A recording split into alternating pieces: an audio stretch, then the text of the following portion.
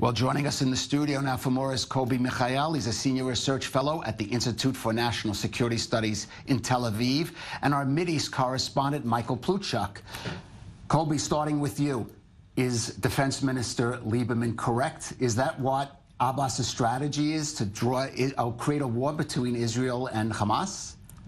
I think that generally speaking he's right. I'm not sure that Abu Mazen intends to a war in the meaning that the defense minister means, but I think that he will be pretty happy that if any sort of provocation will be erupted between Hamas and Israel will be dragged to another violent cycle with Hamas, because it shows it's his interests. Mm-hmm.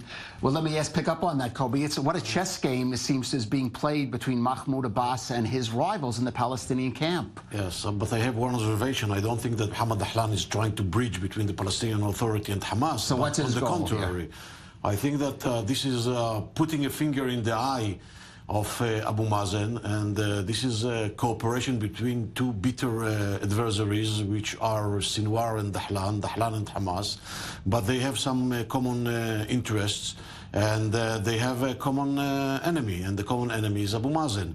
Dahlan is a very bitter adversary of Abu Mazen, is a very severe threat for Abu Mazen, and Abu Mazen tries everything in order to prevent Dahlan from coming back to the Palestinian arena, and Hamas and Dahlan is paying back to Abu Mazen by cooperating with Hamas and trying to solve the problem with the very unique cooperation between Egypt, the EAU, Hamas, and Dahlan as the big mediator.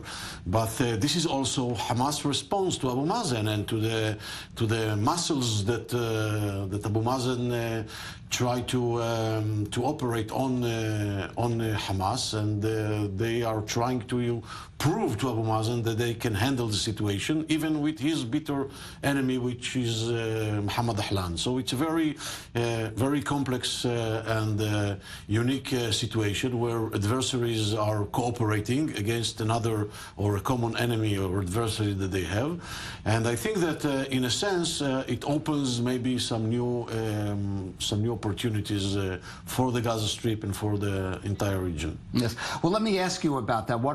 This is a real Palestinian Game of Thrones, but the people of Gaza are paying the price here. What are the opportunities and what steps should Israel be taking now? First of all, it's not only an internal Palestinian game. Okay. I mean, it's much more than that. Israel is part of the game as well, if we like it or dislike it, as well as Egypt and as well as the Gulf countries and so on.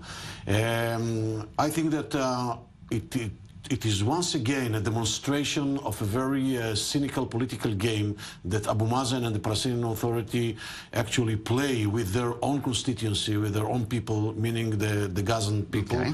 And they have no problem that those people will suffer because of the zero-sum game or because of the bad blood that they have with Hamas.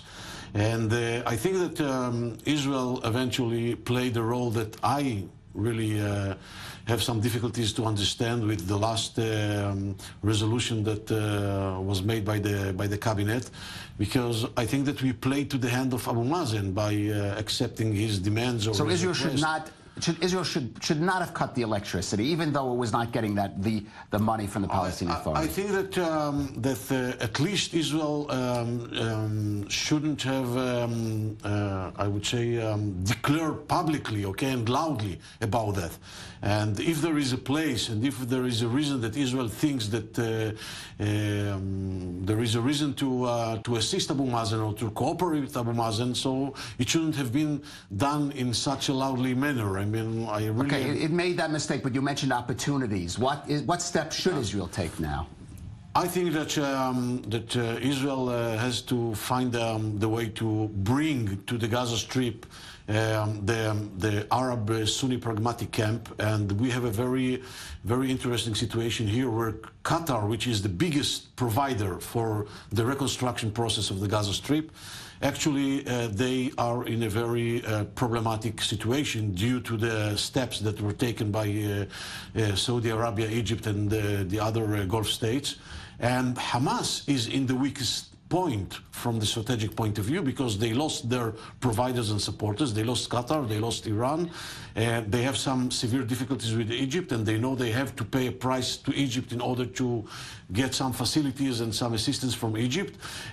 They have the rift with the PA, the split with the PA, and they are under very severe criticism of their constituency in the Gaza Strip, and they have to deal with the situation.